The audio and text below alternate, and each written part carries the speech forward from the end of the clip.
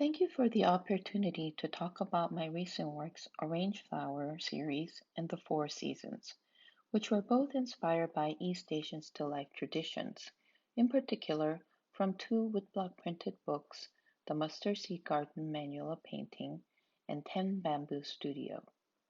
The first time I became aware of traditional East Asian water-based woodblock printing was in graduate school when I was studying in painting and printmaking at the Rhode Island School of Design in Providence, Rhode Island, in the United States. This, however, was probably not the first time I encountered a water-based woodblock print. I grew up in Korea and received my BFA in printmaking from Hongik University in Seoul, South Korea. As a printmaking student in Korea, I studied all kinds of printmaking processes, such as relief, intaglio, lithography, silkscreen, monotype, etc. However, my printmaking technical knowledge was focused on Western style printmaking, which is primarily oil-based printing.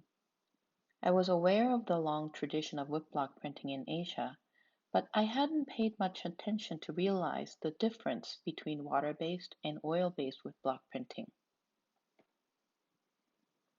When I was a graduate student at Rhode Island School of Design, a printmaking professor of mine introduced me to the Mustard Seed Garden Manual of Painting and Ten Bamboo Studio. These are woodblock printed books that were first published in 17th century China. Soon after these books were published, they were widely distributed to other parts of Asia and were influential in the training of artists not only in China, but also in Korea and in Japan. The images in these books consist of landscapes and various compositional arrangements of different subject matters made using sumi ink and brush painting methods. These books also include thumbnail images of different examples on how to paint certain subject matter, such as all the different ways in which an artist can use brushstrokes to depict various kinds of leaves on trees. They also presented the order and method in which one can paint orchids or bamboo using a specified sequence of brushstrokes. An artist in training could examine these different ways of using brushstrokes and study them by copying them and creating their own imagery. Over time, these books were reprinted or reproduced and translated into different languages, influencing cultures in other parts of the world. I recall going to a museum with an appointment to see the Mustard Seed Garden Manual of Painting book in their collection with my professor.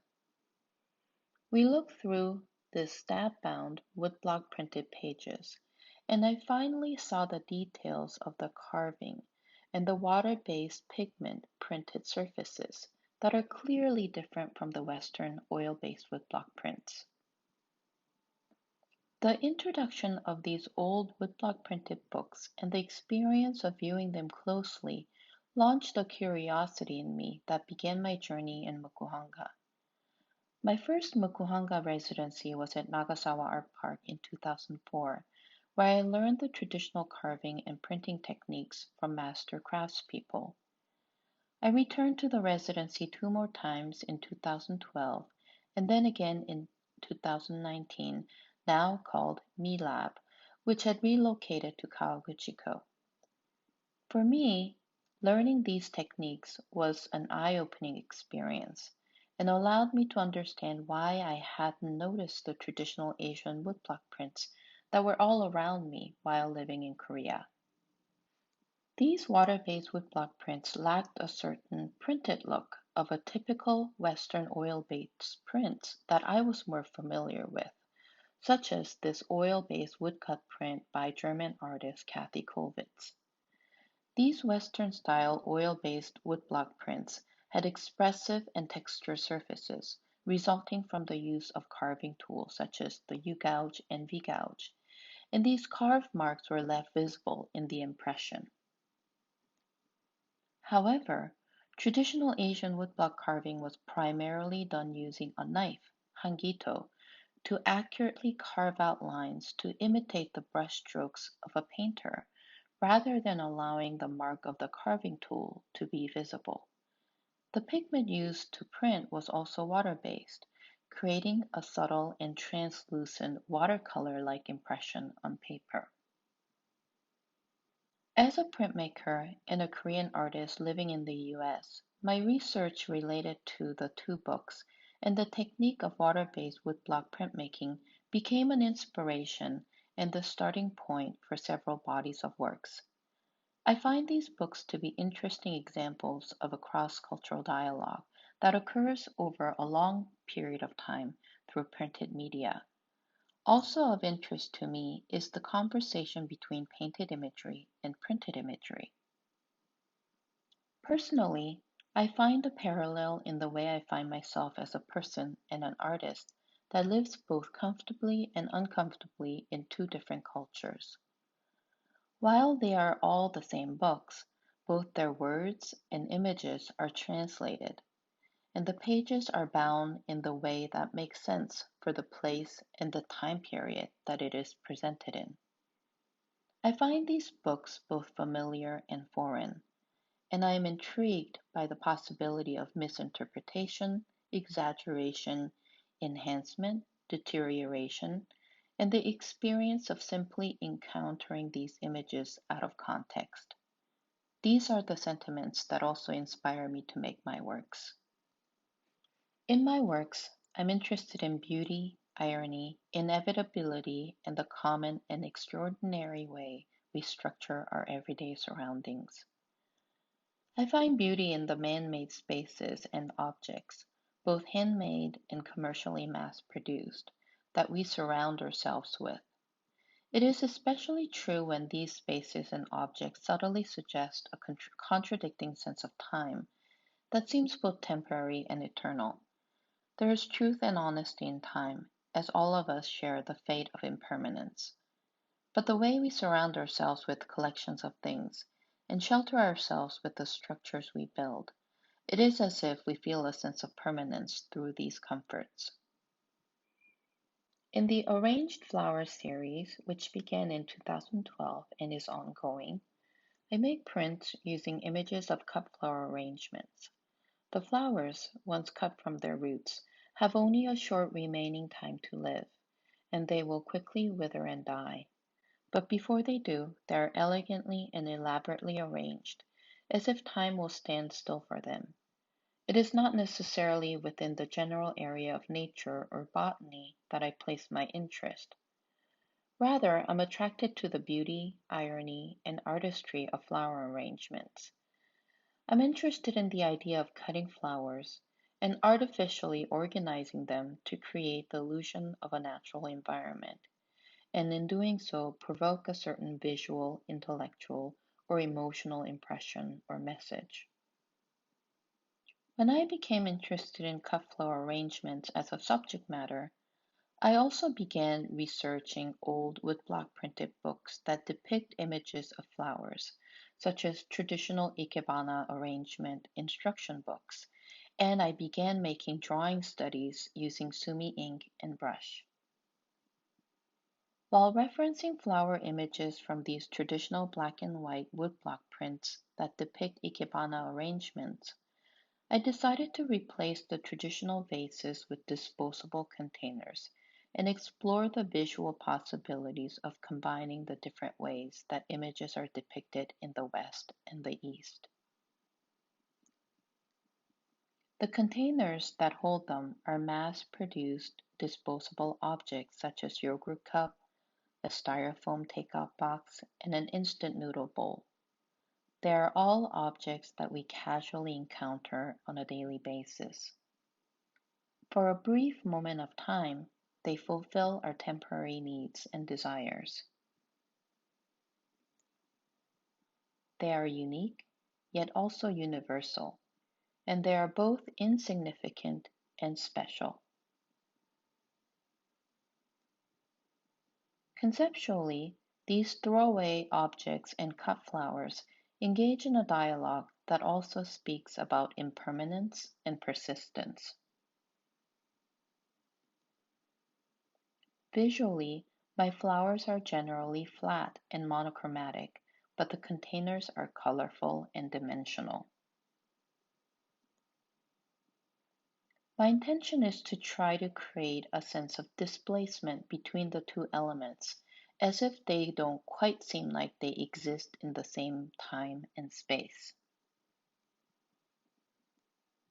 The flower images in my prints reference the woodblock printed flower images from the traditional Asian books.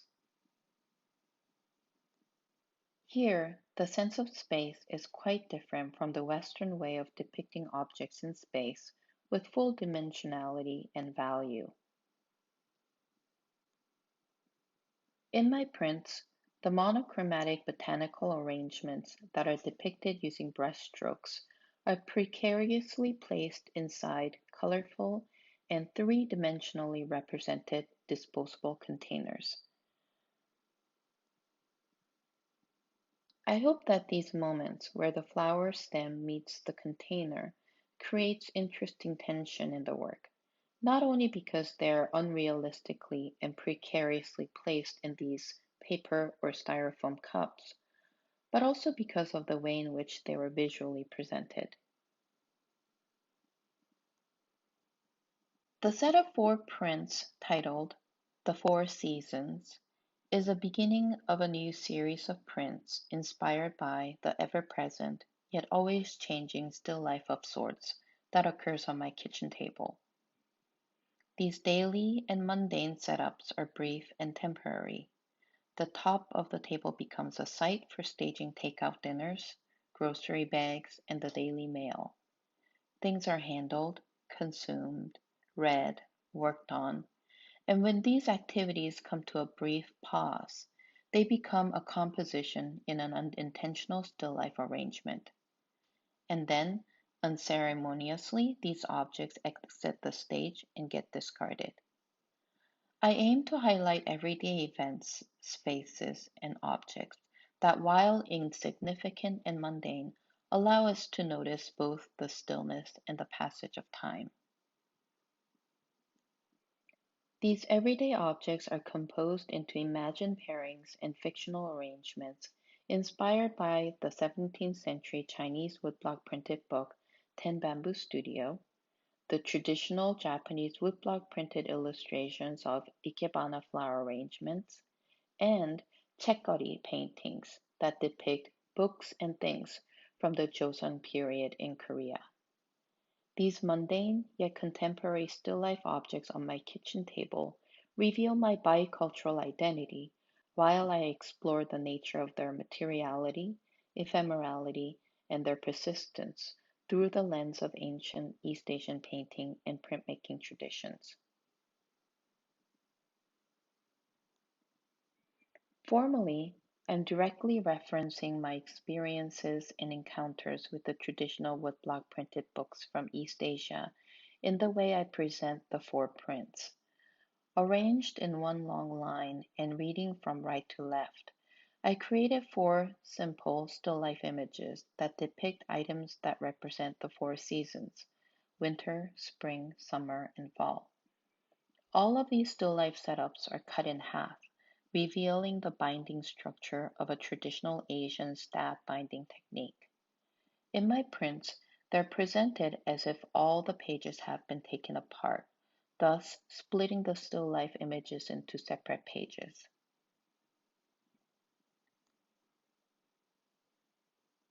When you start looking from the right, you see a cup noodle bowl and a pair of chopsticks. This image is one half of the image that gets completed when you connect the other half, which is located on the very left of the four print lineup. This still life looks as though someone is about to enjoy their midnight snack while reading a good book on a cold winter night. Moving to the left, you see a postcard with a reproduction of Hokusai's ukiyo-e print depicting Mount Fuji reflecting on Lake Kawaguchi. You notice that the image reflecting on the water shows snow-capped Mount Fuji in the wintertime, but the actual landscape shows springtime. Hovering above the postcard is a branch with a couple of camellia flowers that is set in a Japanese milk carton. Continuing left, you see a fan with an image of bamboo on the paper fan surface. This bamboo image is directly taken from the Mustard Seed Garden Manual of Painting, and it symbolizes summer. Finally, an image of a ripe persimmon taken from the Ten Bamboo Studio sits next to a single serving size natto cup with another botanical arrangement taken from an Ikebana instruction book. Moving forward, I hope to make more prints as well as three-dimensional works that explore both Eastern and Western tradition of still life imagery. Thank you.